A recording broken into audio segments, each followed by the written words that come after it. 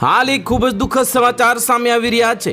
ગઈકાલ રાત્રે અફઘાનિસ્તાનની રાજધાની કાબુલ માટે કાળી રાત સાબિત થઈ છે। પાકિસ્તાન અને અફઘાનિસ્તાન વચ્ચે છેલ્લા 20 દિવસથી ચાલતા સીમા વિવાદ અને સંઘર્ષ ગઈકાલે ઉગ્ર સ્વરૂપ ધારણ કર્યું હતું।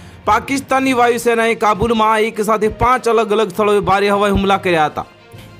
આ હુમલામાં ખાસ કરીને રહેણાંક વિસ્તારોને હોસ્પિટલને નિશાન બનાવવામાં આવતા આશરે 400 લોકોના મોત થયા છે, જ્યારે 250થી વધુ લોકો ગંભીર રીતે ઘાયલ થયા હોવાના અહેવાલ છે।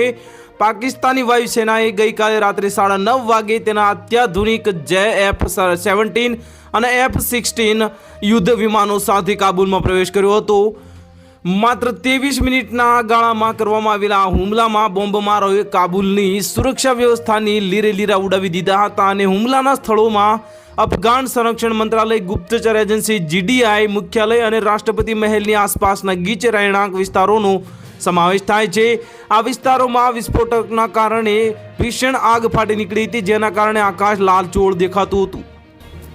સૌથી હૃદયદ્રાવક ઘટના કાબુલના પાર્કિસનાય કોચક વિસ્તારમાં બનાવી છે અને અહીં ડ્રગ વ્યસનીઓ માટે 2000 વોર્ડની એક બેડની હોસ્પિટલ, સરકારી હોસ્પિટલ આવેલી હતી અને પાકિસ્તાની બોમ્બમારામાં આ હોસ્પિટલનો મોટો ભાગ ધ્વસ્ત થઈ ગયો અને ત્યાં લાગેલી આગમાં અનેક દર્દીઓ અને હોસ્પિટલ સ્ટાફ જીવતા ભૂંજાયા હતા। બચાવ કામગીરી હાલમાં યુદ્ધના ધોરણે ચાલી રહી છે। તો હાલ માટે આટલું જ। મળીશું નવા અપડેટ સાથે। જો તમને વિડીયો પસંદ આવતા હોય તો વિડીયોને લાઇક કરી દેજો, ચેનલને સબસ્ક્રાઇબ કરી બાજુમાં આવેલા બેલ આઇકનને દબાવી દો, જેથી તમને આવા સમાચારની અપડેટ મળતી રહે।